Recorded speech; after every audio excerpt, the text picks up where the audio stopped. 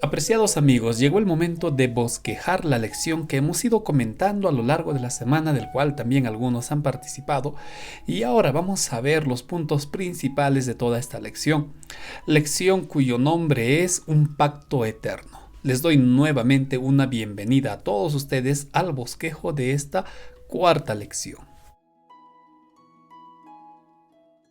Vamos a comenzar este bosquejo recordando que es Dios quien toma la iniciativa de hacer un pacto con el hombre, en esta ocasión con Abraham, y no se tratan de pactos diferentes.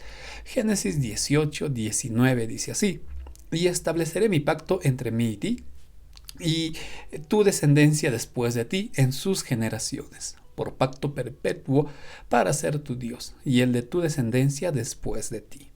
Este es el pacto, en resumen, o el deseo que Dios tiene de hacer con Abraham.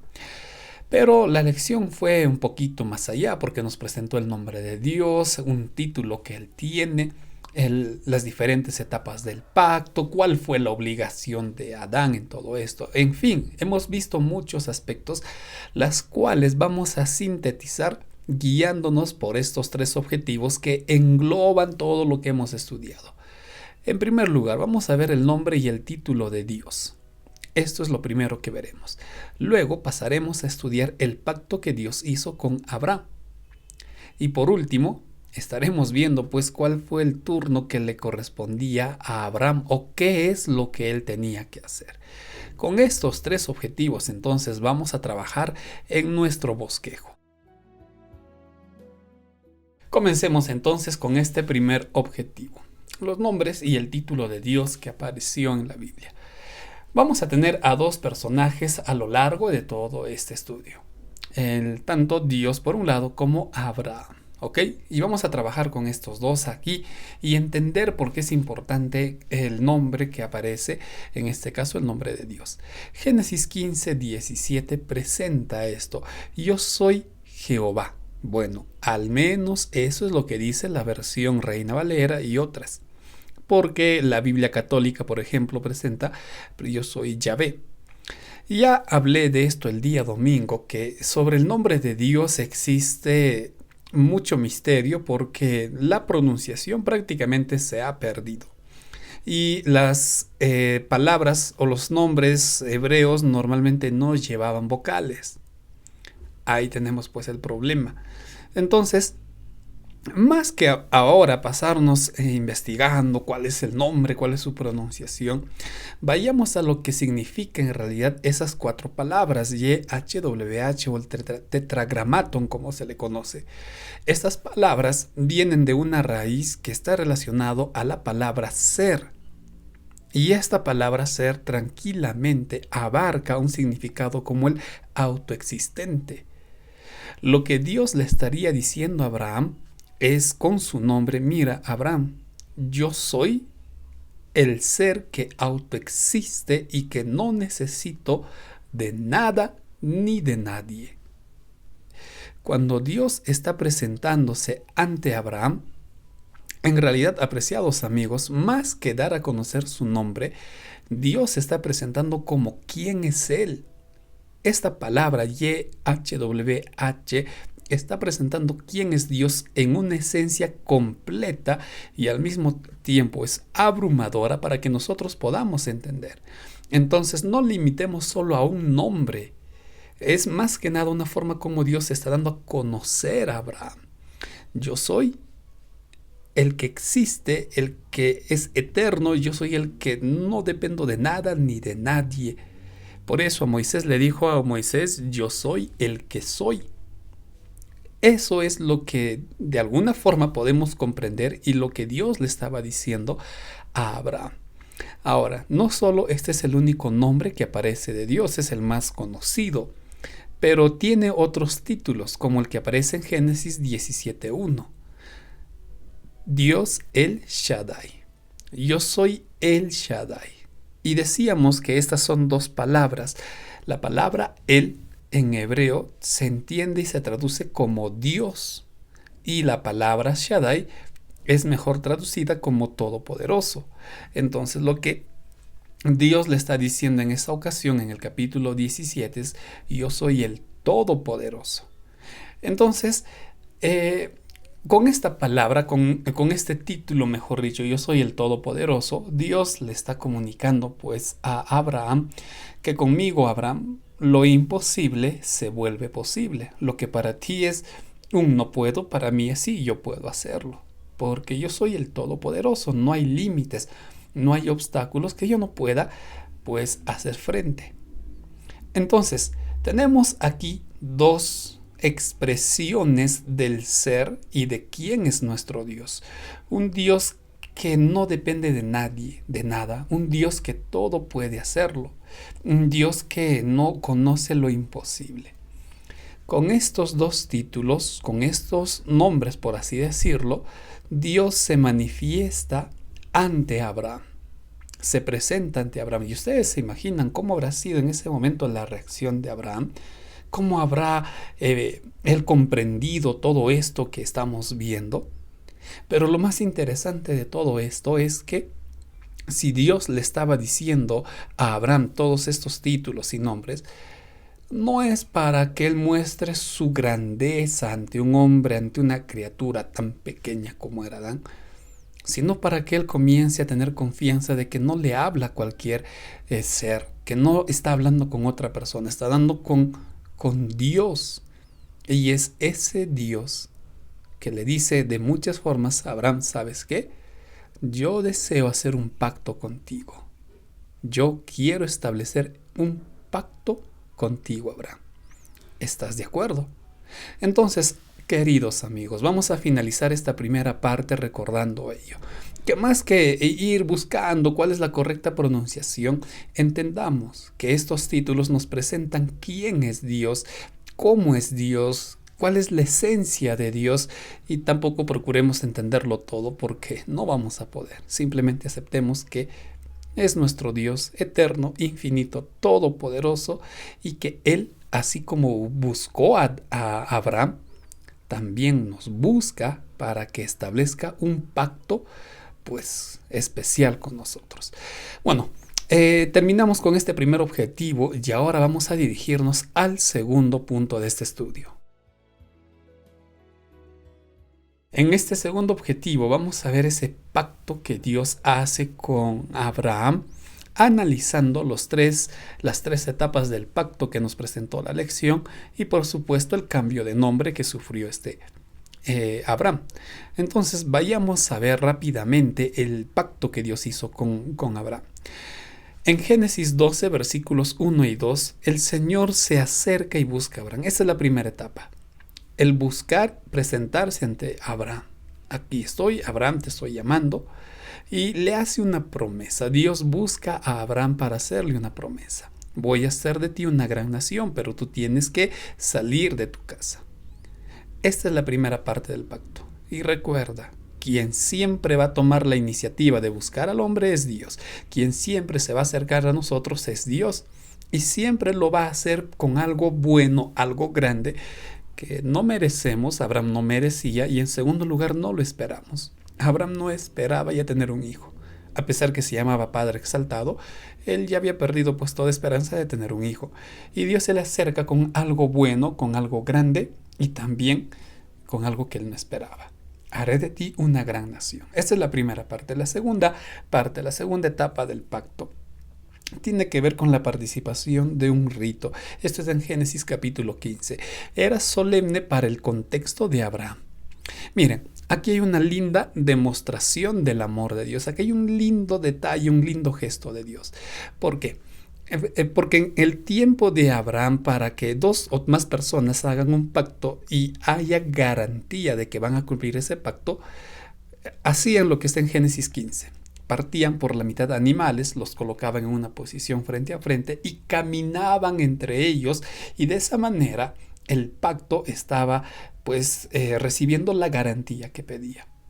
Bueno, se cree que el caminar entre ellos también representaba la idea de que si tú no cumples tu pacto, esto te va a pasar a ti. Lo que se le hizo a los animales es lo que te va a ocurrir a ti. Una forma de garantizar. Dios lo hizo. Dios lo hizo para decirle a Abraham, confía en mí.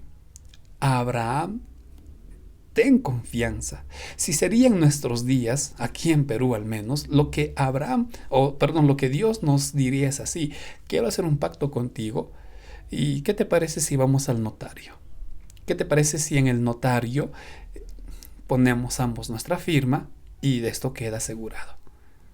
¡Wow! ¡Qué garantía! Eso es lo que hizo Dios con Abraham, darle esa seguridad, esa confianza de que realmente Él va a cumplir su parte. Les dije, qué lindo amor de Dios que se humilla al punto de participar de un rito para darle esa seguridad. En el último o la última etapa del pacto, Génesis capítulo 17, versículos del 1 al 4. Una bendición.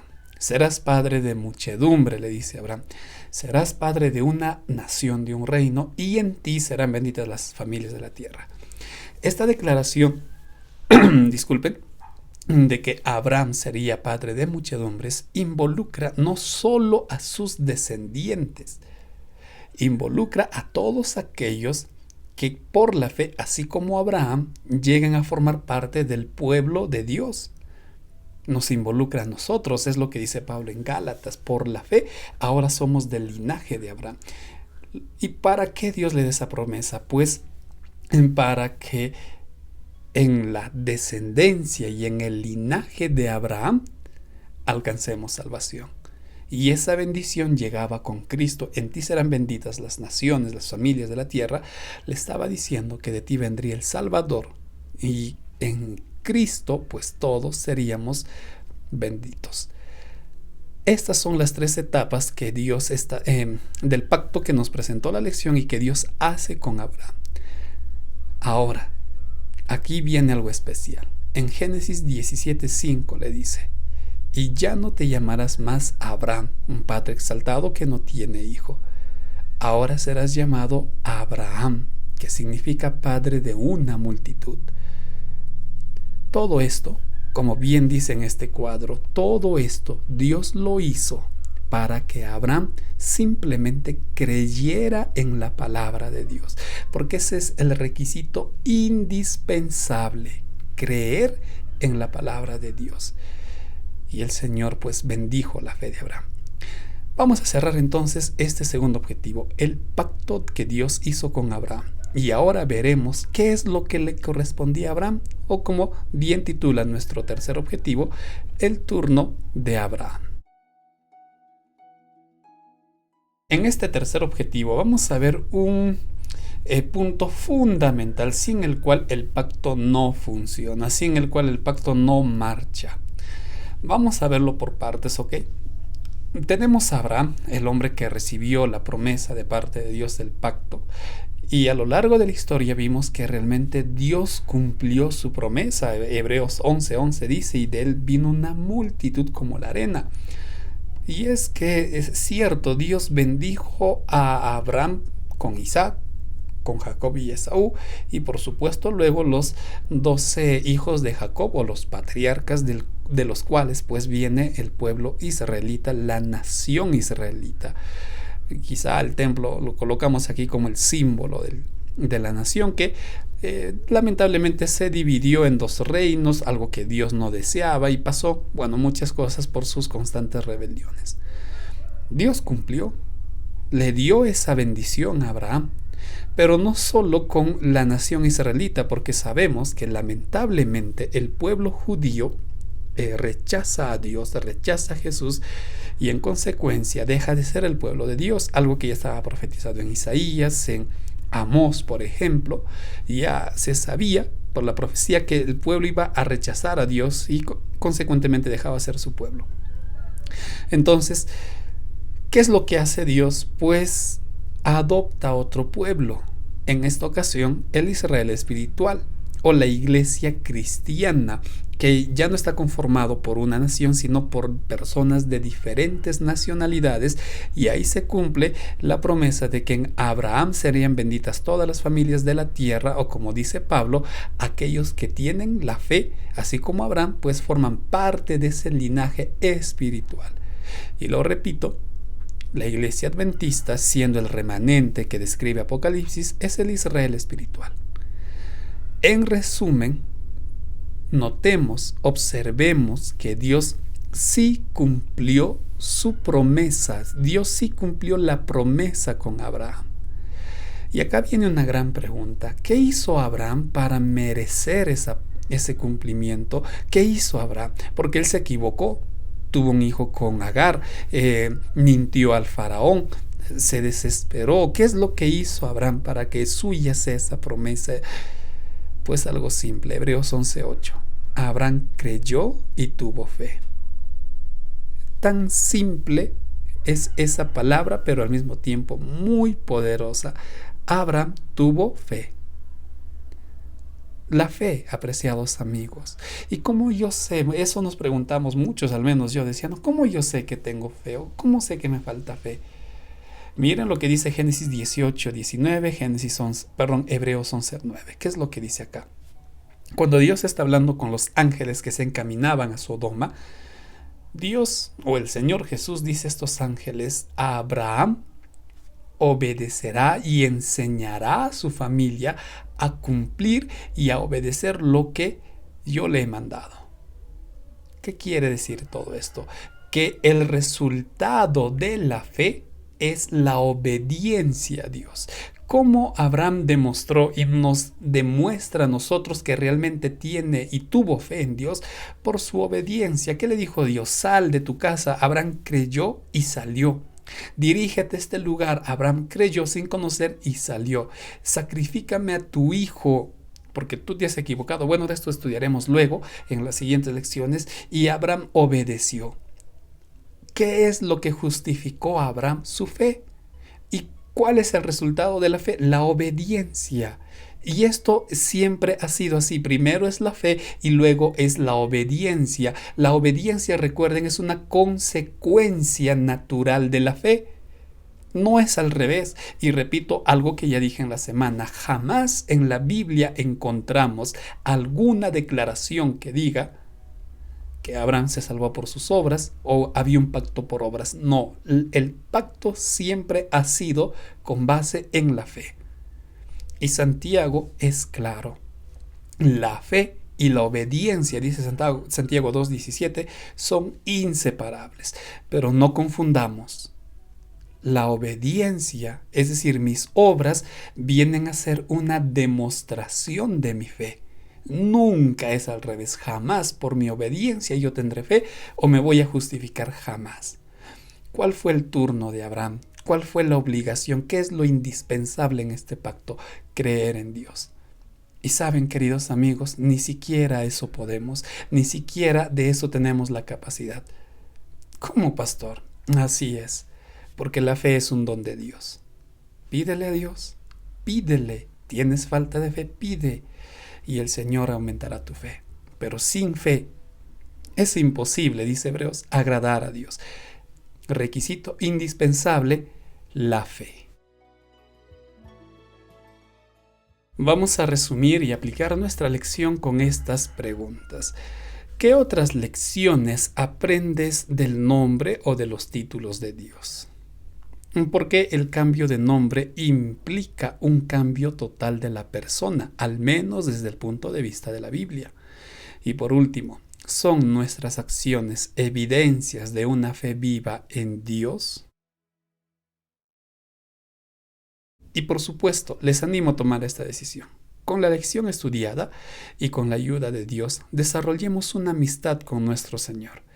Un Dios que no necesita de nada y que puede hacerlo todo.